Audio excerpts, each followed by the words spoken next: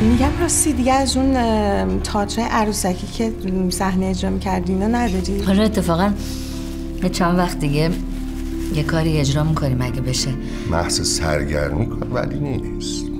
سرگرمی که آقا جون به هر حال این شغل منه، یه جور منبع درآمد هرچند اندک. منبع درآمد کاریه که بشه ازش پول در بیاره و امرار معاش بکنیم. 110 میلیون تون آوردم.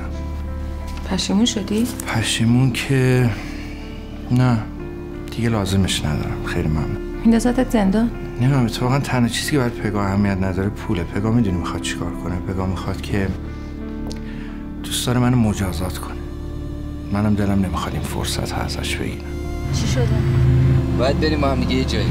کجا؟ یکی به من آمار داده امشب این فرزاد فرزینه توی باقی تو کرج آواز میخونه، برنامه داره اونجا. اونا فکر میکنم واقعا فرزاد فرزینه. من منتها آمارشو در آوردم این همون حروم لقمه ایه که تو شمال بود کلاهبرداره. تو هم باید با من بیا بریم. اگه محسن نبود حالا پشت میلای زندان بود.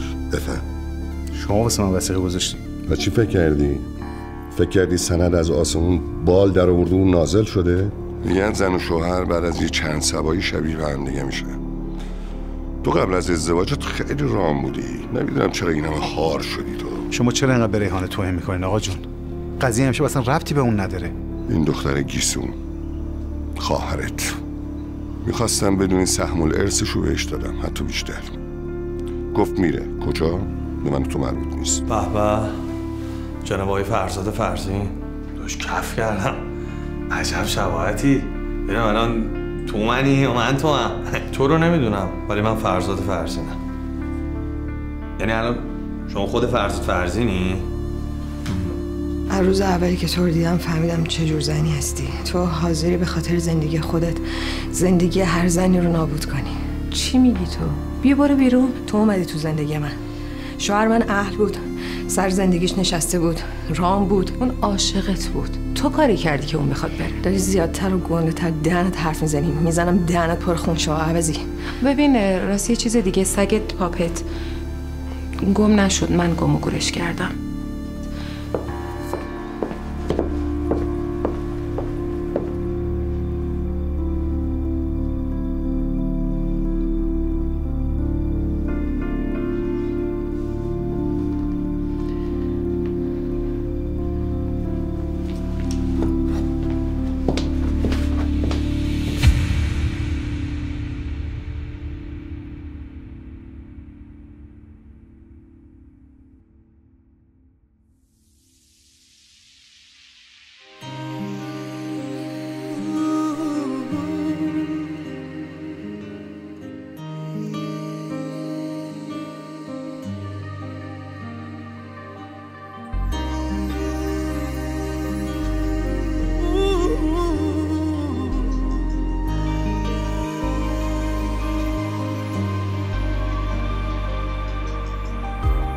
خندی و خندت مثل اون اولا نیست. اینجایی اما فکرت اصلا اینجا نیست. جوری غریبی میکنی با من که انگار حتی قیافم واسه تو آشنا نیست. حتی قیافم واسه تو آشنا نیست. که تو رو از دست بدم کابوس من بود. آغوش آروم تو خیانوس من بود. تو تا همیشه توی قلبم موندگاری. واسه پشیمونی همیشه وقت داری. که تو رو از دست بدم کابوس من بود. آغوش آروم تو خیانوس من بود. تموم لحظه های بی تو ناتمومه. تصویر خنده هات همیشه رو به رومه.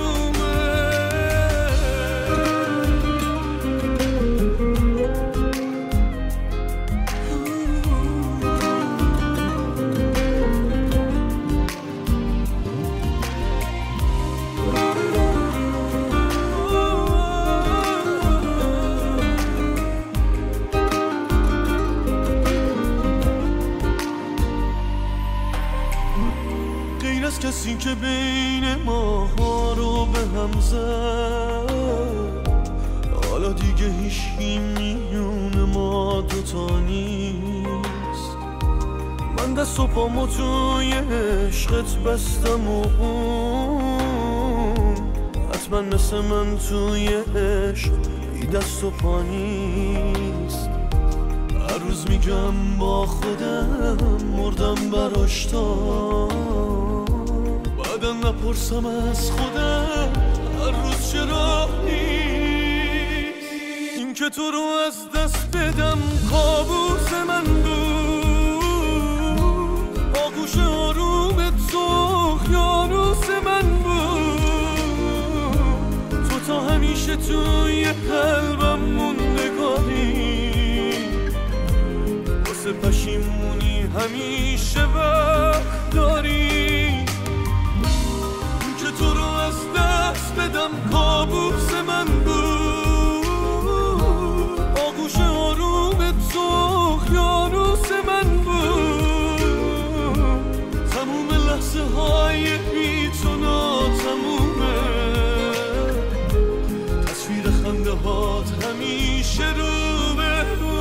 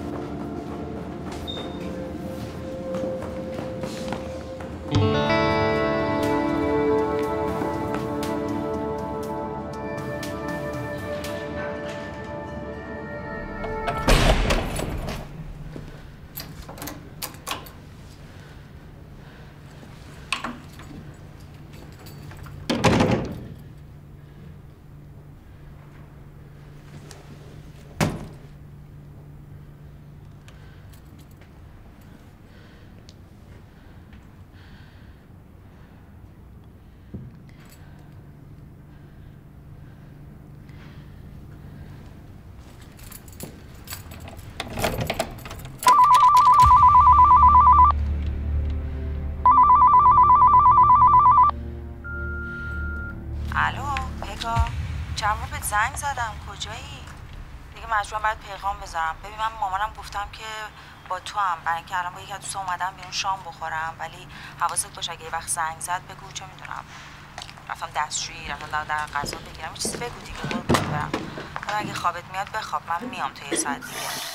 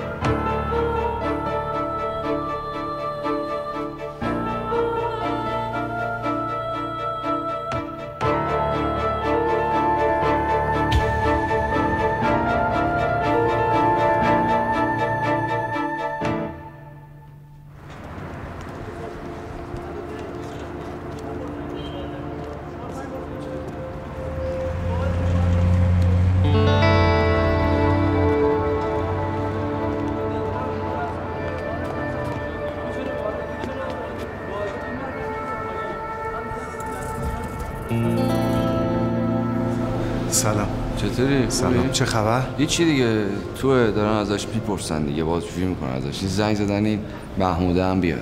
چطوری پیداش کردی؟ دیگه تو ما رو دست کم میگیری مرد حسابی، من کارمو بلدم. نه بابا خوشم اومد.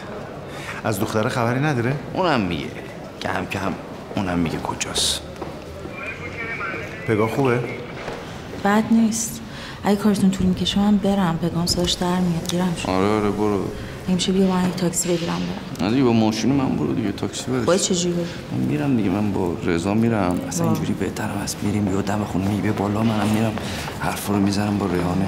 آره فقط این کلاش ترمزش نزنیم من به خاطر خودت دارم این ماشین فدا سرت. مرسی.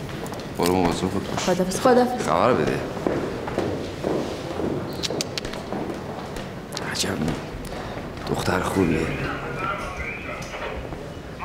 جدی میگم من خیلی تجربه زیادی دارم، ولی آدم مثل این خیلی. حالا امشب حسابی حرف بزنیم. خب آیه تورج چلبیانی، فرزاد فرزین قلابی، یه خورده خودت برامون بگو نه. اسمت چیه؟ چی کاره ای؟ من جناب سلام بچه هم پایماینا یه ننه مریض داریم، یه بابای کارگر که از کار افتاده از گوشه خونه افتاده، 3 آبجی قد و نیم قدم داریم که گوچه شما. سوادم داری؟ بله سواد دارم. من تا دوم راهنمایی خوندم، بعد یه 4 بار افتادم. حقیقتش بابای ما رو کشید کنار، گفت تو که مغز درست حسابی نری، درس خونت تو در نمیاد، بیا برو این دودونگ صدایی که داری برو تو کار موزیک، شاید اونجا موفق شدی. این حرفش اون موقع آویزه گوش من شد. حقیقتش دیگه رفتم تو این کار، بعد بچه‌ها رفیقا گفتن که شبیه آقا فرزینی دیگه. من اولش باور نکردم، بعد دیدم من راست میگن. خلاصه یه دودونگ صدا داشتیم، اونم زدیم تنگشو، شدیم خود اصل جنس دیگه. اون دختره چی؟ هدیه. چجوری باش آشنا شدی؟ من با اون آشنا نشدم جناب، اون با ما آشنا شد. خب چجوری؟ ولی یه دفعه من توی کمی مهمونی‌ها تو لواسون، البته مهمونی چیز بود، مهمونی مجاز بود، همه جدا بودن تو مهمونی. ما داشتیم کار اجرا می‌کردیم اونجا. ایشون مهمونی که تموم شد اومد به من گفتش که، یعنی شماره‌شو داد به من، گفتش که من دوست دارم تو عروسیم بخون. فکر کنم از صدام خوشش اومد، من قبول کردم. یعنی شما هیچ اطلاعی از پخش این کلیپ توی ماهواره نداشتی؟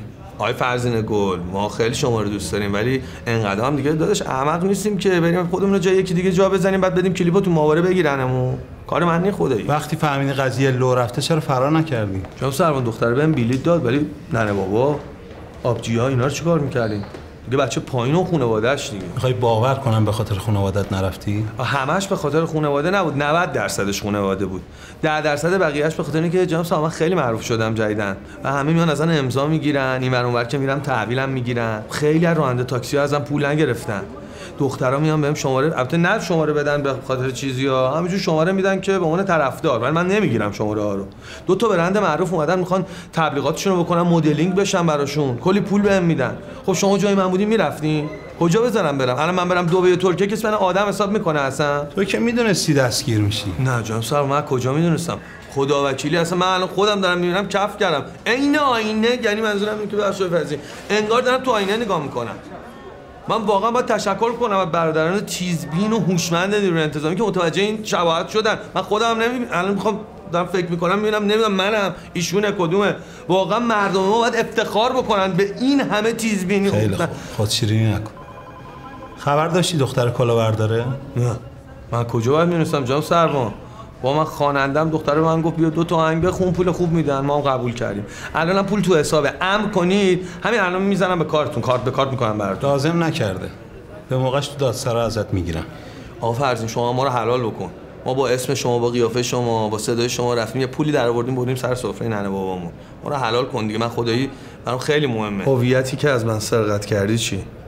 اونم میتونی بهم برگردونی؟ ببخشید آقای فرزینا، خیلی معذرت میخوام. شما خوشحالم باشی الان بدل داری داداش من. کل سلبای دنیا 10 تا بدل دارن. از وقتی من دارم به اسم شما میخونم فالووراتون 5 برابر نشده باشه 4 برابر دیگه شده. خدایی نشده. واقعا ممنونم ازتون، سپاسگزارم. تو مثل اینکه پشیمونم نیستی نه؟ بابا چی پشیمون باشم جناب سروان؟ شما این مرتضی پاشایی رو میشناسی؟ همین خواننده‌ای که تازه فوت کرد خیلی هم معروف بود. 10 تا بدل داره. مثلا یه دفعه تو برنامه خندوانه 3 تاشون آورده بود، ازشون تقدیرم میکردن. هر شهرستانی بریم من مطمئنم یه دونه بدل مرتضی پاشایی اونجا هست. اصلا همین آقای فرزین اگه همین الان بیافتی شما اینجا بمیری، البته معذرت میخوام ان شاء الله 100 سال زنده باشی، اما اگه همین الان همینجا بیافتی بمیری 10 تا بدل پشت در منتظرن و البته همینا هم هستن آقای فرزین که یاد و خاطره شما رو بین مردم زنده میکنن. البته آقای جناب سروان ببخشید ولی تا وقتی زنده ایم قدر ما هنرمندا رو بدونیم. البته ما درس پس میدیم خدمت آقای فرزین ولی خب هنرمند ظریفه، لطیفه، شکننده است. قدرشون رو بدونیم. بعد میگم آقا فرزین. خیلی خوب آقای شکننده.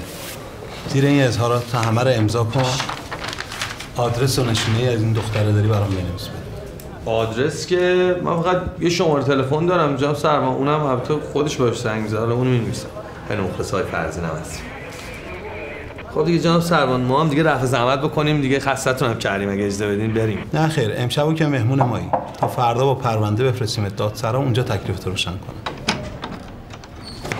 جناب سروان ایشون می‌خوام مطلبی خدمتتون بگم. خسته نباشین. بفرمایید. اون کلیپو من واسه ماهواره فرستادم. خواستم آبرون 2 تا کلاهبردار رو ببرم. درست صحبت کن بابا، کلاهبردار کیه؟ من هزاراتو گفتم به جناب سروان. من فکر کردم کارم درسته. همونطور که پلیس عکس مجرم ما رو چاپ میکنه، منم خواستم از این طریق هدیه رو زودتر پیداش کنم. عزیزم شما با این کارتون موقعیت حرفه‌ای منو زیر سوال بردین. با آبروی من بازی کردین. متوجهین؟ من که کف دستم بو نکردم که شما خودت نیستی. الانم موندم که کدومی که اصلی هستین شما. ببین جناب سروان همینه که بهتون گفتم، برادران پلیس انقدر تیزبینانه این قضیه رو فهمیدن، ایشون هم نتونست بده. خیلی خوب بسته دیگه، انقدر مزه نریز. تشکر. جناب سروان بازداشته. اجازه است آدم‌ها. بفهم شما. وسیله شخصی کارمند و بعد کفش شما تبریک. واردم چشم، همه رو خودم اوکی. اوزگلون پایین بهت خوش بگذره. صحبت نکن بابا. اختاپوس. جناب سروان پلیس نباید اینجوری برخورد کنه. خواهش می‌کنم. خیلی متشکرم. مرسی. خواهش می‌کنم.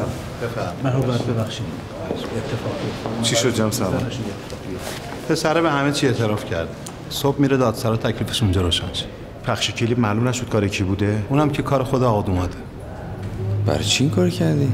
به جناب سروان توضیح دادم. چه توضیح دادی مرد حسابی؟ یه لحظه واسه رضا. یعنی چی توضیح دادم؟ توضیح دادی؟ پدر ما رو در آوردی، این همه آدمو اسیر و عبیر خودت کردی، الان میگی من توضیح دادم؟ آقا من خودمون از آقا شاکیم، ایشون به ما تهمت زده، افترا زده. دل از رضا اجازه بده دیگه. 2 تا قلچماقو برداشته برده شرکت، با دومادمون درگیر شده. ما شکایت کنیم ازشون. شما میتونید شکایت کنید. اما این بنده خدا مثل شما قربانیه. مقصر اصلی یکی دیگه. من شکایت دارم. منم از ایشون شکایت کرده بودم. ولی بعد شکایتمو پس گرفتم. بنده خدا رو دست خورد. شما حقتون شکایت کنید. من نسنجیده عمل کردم، عصبانی بودم. شما خودتون میذارین جای من. کسی که قراره همراه همسر شما بشه شما رو دور بزنه چه حالی پیدا میکنی؟ عزیز من وقتی یه دختر جوان رو که همسن و سال دخترته به عنوان زنت انتخاب میکنی، اینو باید بدونی که یارو به خاطر چش و ابروی شما زنت نشده، به خاطر رضا اجازه میدی حرفمو بزنم، به خاطر پولته. اینو متوجه میشی؟ من واسه هدیه خیلی هزینه کردم، عجیبم از آبروم، اما آخرش چی؟ هیچ، پوچ. اینا رو که گفتم نه اینکه شما واسه من دل بسوزونی، نهایتش یه معذرت خواهیه. واقعا شرمندم، بعد ببخشیم. جناب سروان ازش شکایتی ندارم. یعنی چی شکایت ندارم؟ اجازه بده. من شکایتی ندارم. به هر حال اگه قراره هزینه پرداخت بشه من در خدمت. نه خیر خواهش می‌کنم. بفرمایید. جناب سروان اجازه می‌فرمایید؟ بفرمایید. خدا نگهدار. خوش گذشت. بفرمایید. بازم ممنون. خیلی ممنون. جناب سروان این آقای فرزین قلابی آدرسی، نشونه‌ای، چیزی از دختره نداد؟ آدرس و نشونی که نه، اما یه شماره تلفن داده، اونم معلوم نیست درست باشه. این شماره تلفن رو بدید من خودم سی لابی مابی دارم انجامش میدم، پیگیریش میشه، پیداش میکنم. لازم نکرد شما پیگیری کنی. تو اگه خیلی زرنگ بودی الان اینجا نبودی. ما خودمون پیگیری میکنیم، نتیجه رو بهتون میدیم. بفرمایید. عصبیش بود. حالا دیگه ببینیم. خدا نگهدار.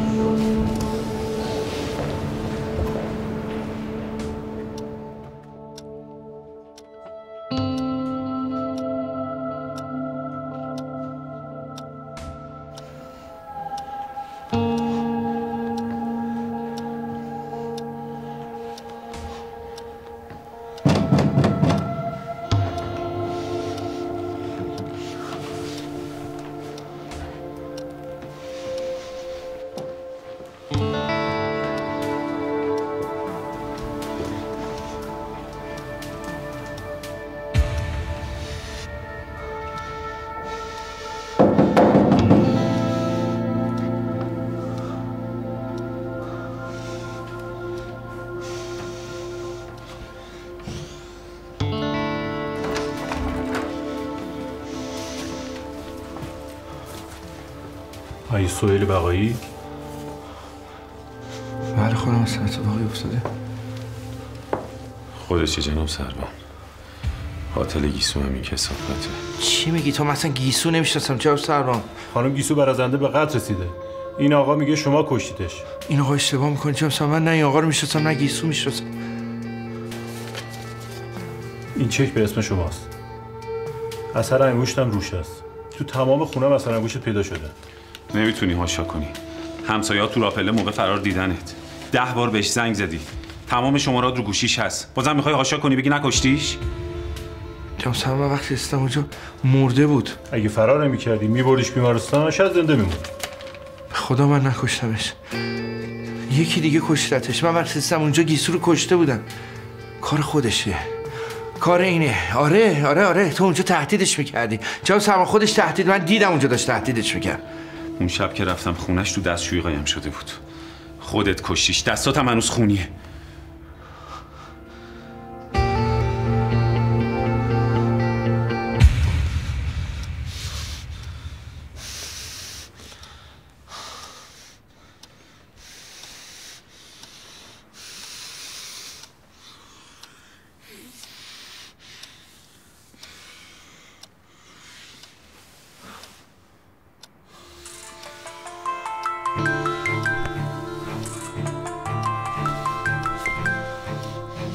الو گیسو الو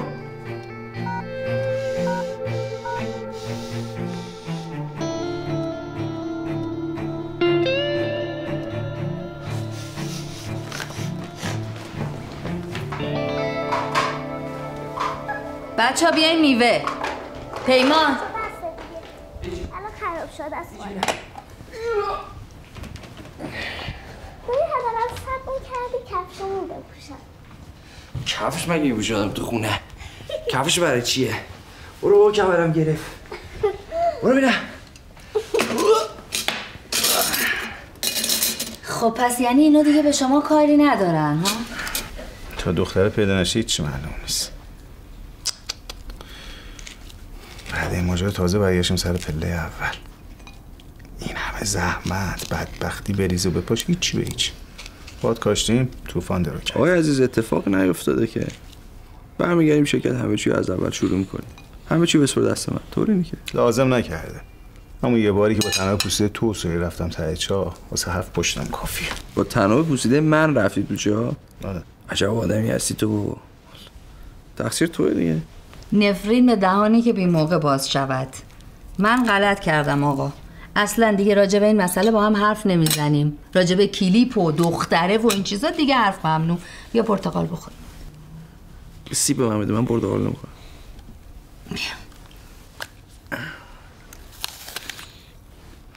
من بخورم؟ بیا با. نه مرسی با. یادت نیست؟ 2 تا خبر دارم. حتما یکیش بده یکیش بدتر. دایی خوبه رو بدون. دایی داره زن میگیره. جونم مامان دایی میخواد زن بگیره. باش. چی میخندی؟ نه قربونت برم. دایی شوخی میکنه. چی شوخی میکنه؟ شوخی دارم مگه؟ شوخی نخم آقای عزیز. نخم. هر چی میخندی نخم. راست میگم جدی میگم. خب خبر دوم چیه؟ زنمو میشناسین؟ کدومشونه؟ خب بی‌تربیت یعنی چی کدومشونه؟ ما چند تا ما یه بار خواستیم زن بگیریم. اون دختر است که از دست تو آواره شد رفت قطب جنوب؟ نه اون دیوونه بود. اون باید میرفت جای سر. خب پس اون یکیه که رویا بود اسمش. باباش نفکش داشت. نفکش؟ آره. چی میگی ریحانه؟ چی بگو با عقل جور در بیاد. خب اونی که نفکش داره نمیخواد چیکار کنه؟ خیلی هم دلشون بخواد. داداشم ماشاءالله همه چی تمومه. من تو رو سپردم به خواهرمون جواب هر دختری رو بگیره خوشبخت دنیا و آخرته. آخه پدر دختره اینو میخواد چیکارش کنه؟ بفرستش سر نفکش نگهبانی. نه خیر بذار رو سرش حلوا کنه. من میدونم کیه. عمه گیسو. عمه گیسو بخور با پرتقال. چرا مادر من داره عمه گیسو؟ من خودم دیدم تو راه شمال تو ماشین خودت بود. معلومه تا دوستش داری. چه ربطی داره؟ مگه اگه تو ماشین منه من دوستش دارم. چه عمه هم میکنه هیچ نشده. به من ربطی نداره. دایی باید عمه من زنه داییم بشه چون به هم میاد. این سری رو اجازه بده. سری بعدی ایشالله. درسا که نیست. دورسا که آره. چی میگی؟ بچه‌ز تو اینجا منو به 4 پاره نامساوی تقسیم کردی، گفتی برای زندگی من تصمیم نگیرین فلان. الان دورسا مگه خودت عکسش بهم نشون ندادی؟ آوردیش بعدش شمال. همین قصد همین بود دیگه. الان شده دیگه. ما نشستیم اینجوری با هم جیک چیک کردیم، الان به هم دیگه علاقه‌مند شدیم، درگیر شدم. من الان دورسا رو میخوام. جدی میگی پیمان؟ آره جدی میگم. چون تو اینا خانوادگی مشکل دارن ها، قابل اعتماد نیستن. چه مشکل دارن یعنی چی؟ دماغشون سربالاست. منم دارن. اصلا تعریفشون از زندگی مشترک درست نیست. نه این پگاه جلو چشته ببین دیگه، دورسا هم مثل پگاه. نه دورسام دختر خوبیه. از ما گفتن. بخشی الان تو شبیه محسن دار شدی؟ خب نه. خب چرا فکر میکنی دورسا باشه شبیه دختر خالش پگاه باشه؟ چون جیکو پوکشون با همه بابا جان. کافیه پگاه یکی دو بار خط بده به دورسا. موقع زندگی تو هم میشه مثل سهیل. من مثل سهیل گلابی ام. واسه همینجوری سوسه پولشون رو واسه من بیا. این کارو بکنه من چک بیچش میکنم. باره میزنمش تو دیوار، میگم صحبت نکن بابا. زشته پیمان جلو بچه. مگه عهد شاوز که زنو بزنی؟ نه من میزنم. آره حالا عهد هرچی که هست میزنم. همه مردا اولش همینجوری فکر میکنن، ولی تازه بعدش میفهمن چه کلاه گشادی رفته سرشون. آره بابا جان. الان منظورش تو بودی ها، فهمیدی؟ سوسن اگه میدونم گرفتم. چرا داری حرفت بس می‌کنی؟ الان کلاه گشاد سر شما رفته؟ من منظورم با تو نیست که. چرا دیگه وقتی میگی همه مردا خودت هم شامل میشه. دیگه ببخشید تو رو خدا آقا، ما همینقدر بلد بودیم. وایسا اون وقت چی شد که تو یه دفعه به این سرعت فهمیدی دورسا زن زندگیه؟ از رو تجربه دیگه. اتفاقا نظر منم خاله دورسا انتخاب خوبیه، هم خوبه هم با ادبه. تموم شد و رفت. به این سرعت که نباید تصمیم بگیریم که، یکم فرصت فکر کردن باید به خودمون بدیم. سرعت چی عزیز من؟ شما یه چیز فکر کنیم، من باید فکر بکنم که فکرامو کردم. چیزی که شما الان باید بهش فکر بکنید اینه که میایین اونجا حرکتایی نکنین که آبروزی کنین. ما کاری نکنیم که آبروزی بشه. بله شما آبروزی کنین. به این موضوع فکر کنین چیکار کنین که بله رو بگیرید سریع. هفته دیگه هم هماهنگ کردم، باید بریم خدمت خانواده. می‌خوام الان بریم. اونم میتونیم، الانم میتونیم بریم دیگه. آره. یعنی خاله دورسا میشه زنده دورسا؟ بله میشه همون. جونم. پرتقال تو بخور.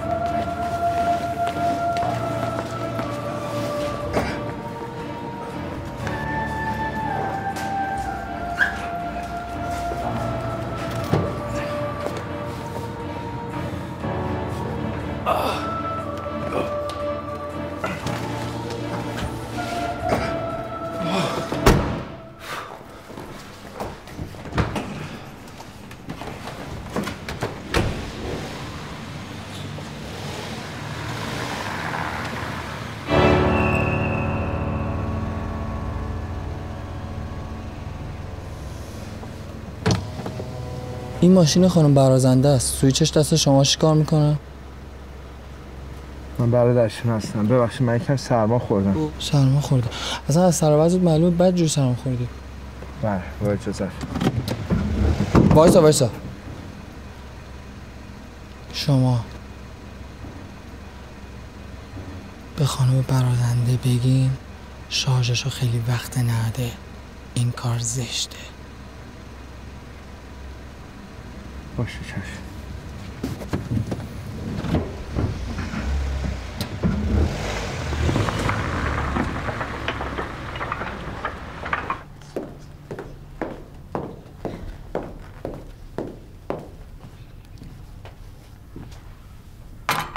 بفرمی. من نباشم تو از گرسنگی میمیری.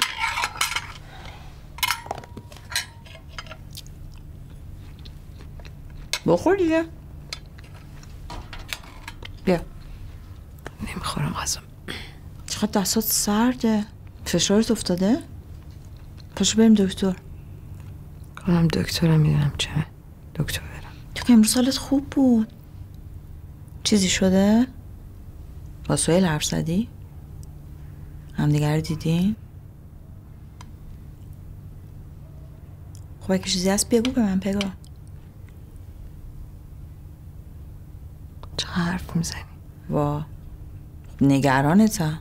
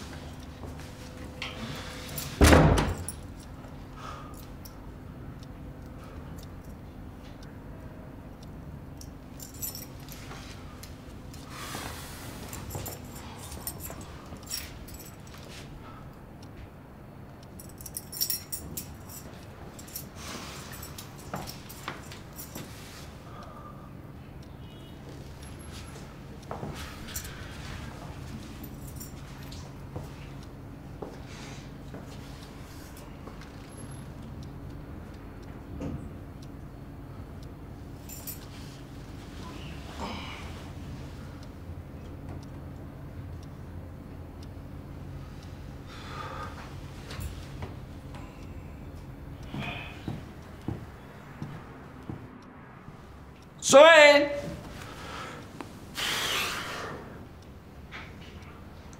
رو میز بیلیارد خجالت نمیکشی؟ زشت نیست این همه جا؟ آقا تو چرا اینجوری شدی؟ تو قدیما صبح میرفتی شب میومدی، الان شبا میری صبحا میای. کجا بودی دیشب؟ کجا بودم؟ تو یه جایی بودی هم میپرسی؟ هیچ جا. آره بابا ارواح خیکه و خودم بچه خیابونم. هیچ جا. سهیل داری چیکار میکنی؟ بذار اول جداشی بعد کثافت کاری کن. این مسیری که داری میری من رفتم و من میدونم به کجا میره. اینا برای ما جوکه. فقط دارم بهت میگم این مسیری که میخوای بری ادامه بده، به خود ربط داره. اما دیگه راهت من جداست، چون من دیگه اون آدم سابق نیستم. فهمیدی سهیل؟ بعید میدونم. حالا یا بعید میدونی یا بعید نمیدونی، من نمیدونم. اینجا دیگه قانون داره. اینجا دیگه اون جای قدیم نیست. اگه میخوای اینجا زندگی کنی واقعا 9 شب باید بیای، چون 10 من درو میبندم. خاموشیه دیگه. چه حرف میزنی پیمان؟ باشه دهنمو میبندم. پس میرم سر اصل مطلب. من دارم زن میگیرم. مبارک. همین؟ مبارکه؟ نمیخوای بدونی کیو دارم میگیرم؟ مهم نیست؟ نه مهم نیست. دوری رو دارم میگیرم و دارم با زن سابقت فامیل میشم و مهم نیست؟ که میگردی دنبال خونه؟ میگردم همین روزا. ببین به خاطر خودت دارم میگم و به خاطر اینکه خلاصه من زنم قراره بیاد تو این خونه. اصلا ممکنه دور این میز بیلیارد دور هم بچرخیم. زن شوهرین دیگه. تو اینجا نباشی بهتره. بعد اصلا جدای همه این ماجرا بابا درسا فامیل پگاست. پگا میخواد اینجا رفت آمد کنه. ببینی شوهر دختر خالش کیه؟ خوبی تو؟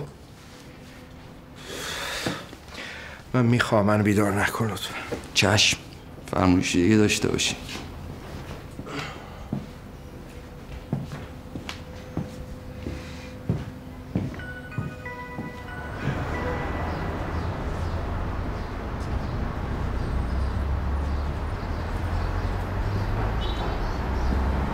ببخشید آقا. بله. از این خانم واحد شماره 9 خبر ندارین؟ خانم برازنده؟ بله هرچی در میزنم جواب نمیده. شما که دیگه دعاششی، اما چرا خبر میگیری؟ 2 روز بهش زنگ میزنم گوشیشو بر نمیداره. حالا هم 2 روز پیش که دیدمشون شما هم تو پارکینگ بودین، از همون شب بعد دیگه خبر ندارم. راستی حالت بهتره آقا؟ منو تو پارکینگ دیدی؟ من تا حالا اصلا تو پارکینگ اینجا نرفتم و آقا خودتونین دیگه یه شال بسته بودین رو صورتتون، چشای رنگیتون همون آقا به خدا. یا من نبودم. حالا طرف جوون بود، پیر بود، ریش داشت نداشت. والا جوون بود، همسن سال خودتون، چشاش هم رنگی بود. اصلا میتونین برین از خواهرتون بپرسین آقا. تو مگه سرایدار اینجا نیستی؟ نباید بدونی کی میره کی میاد؟ بنده سرایداری بیش نیستم آقا. فضول این ساختمون نیستم ببینم کی میاد کی میره، چی میشه چی نمیشه. اونم چی؟ خواهر شما با اون داستانی که تو این ساختمون درست کرده. چه داستانی؟ هیچی آقا، هیچی. ببخشید آقا. الان بهش بگی چه داستانی درست کردی، میخواد یه دونم بزنه تو گوشه. بلام کن بابا. خدا.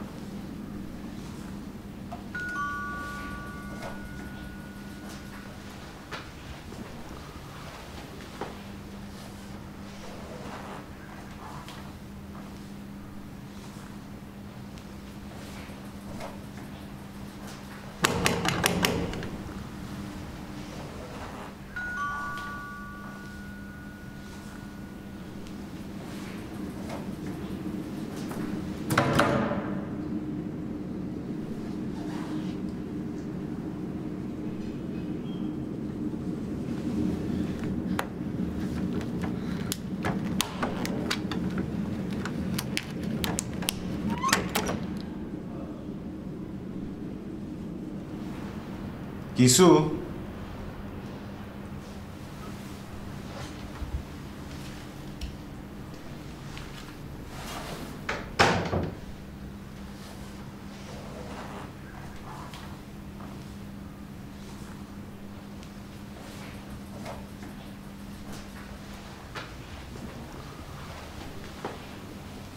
گیسو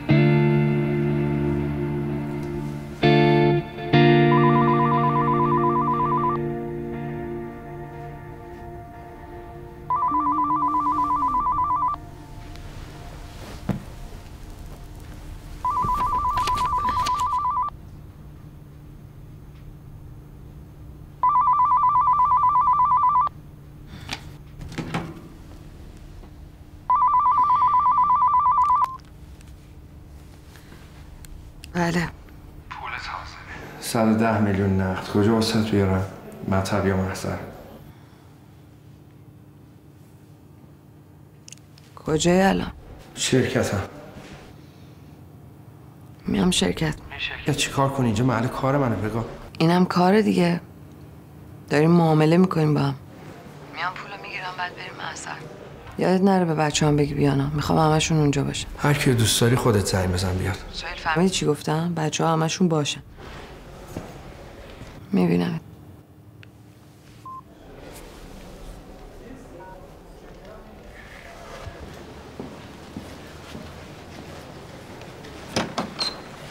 رضا سلام.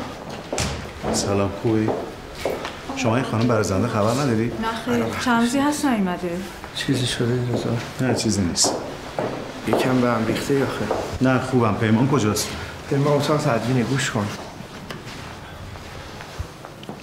پگاه زنگ زن. خب میخواد بیاد اینجا. میترسم دیوونه بازی در بیاره. تو چرا اینجا باش قرار گذاشتی؟ من قرار نذاشتم که اصرار داره بیاد اینجا. خیلی خوب، من زنگ میزنم ریحانه بیاد. اتفاقی افتاد اونم پسش برمیاد.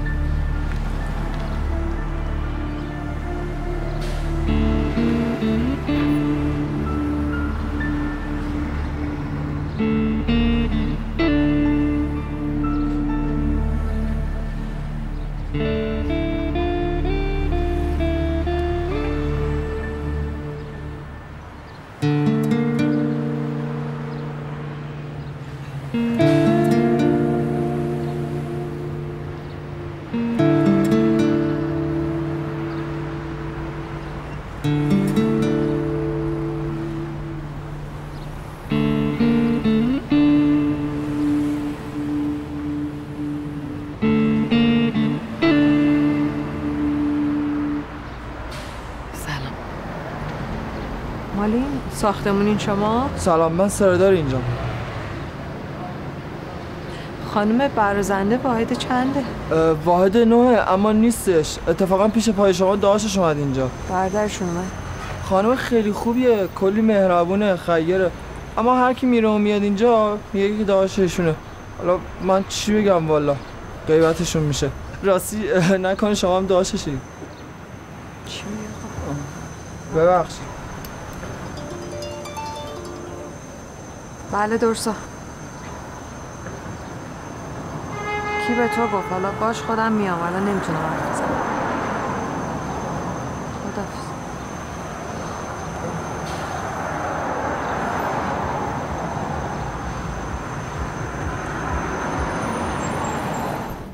راستی از این دختره چه خبر؟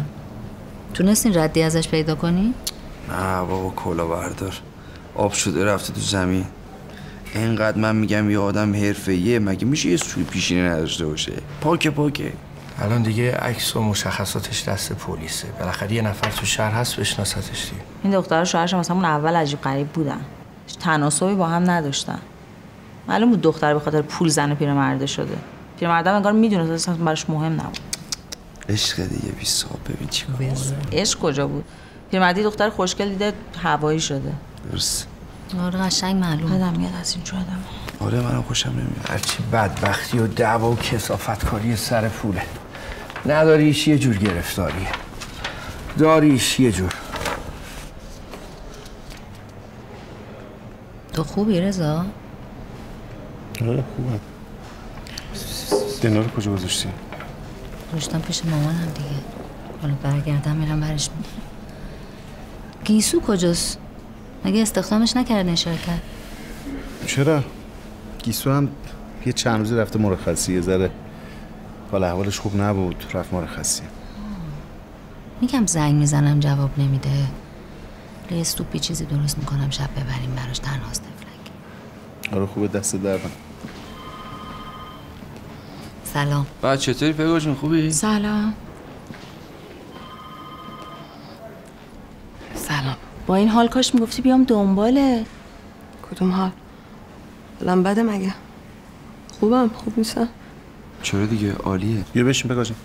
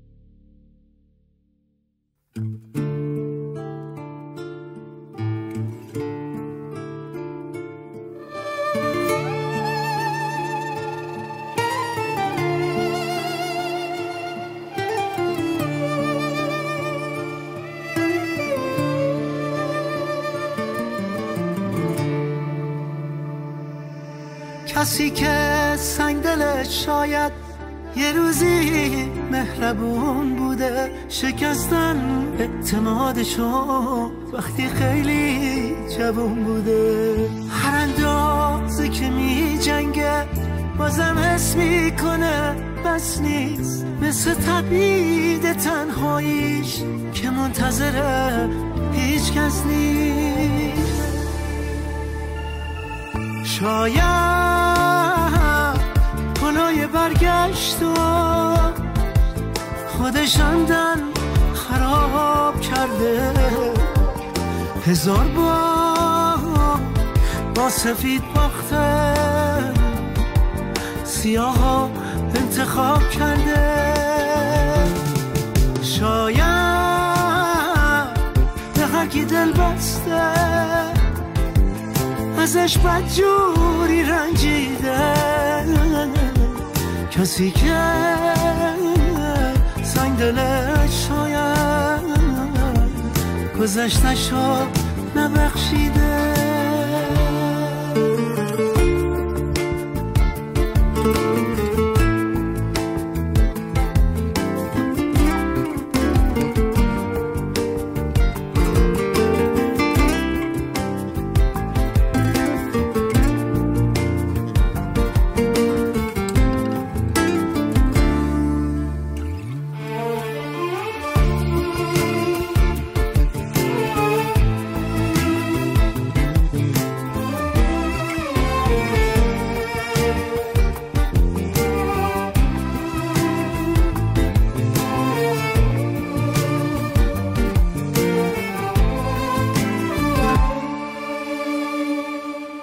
اگه بیرحم تو حرفاش، اگه مهگیر و مرموزه تو چشماش، شب تو شب یه جنگل داره میسوزه، بازم فرارش از اینه که معلوم نشه غمگینه.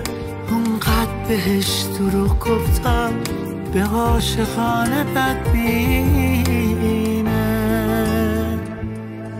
شاید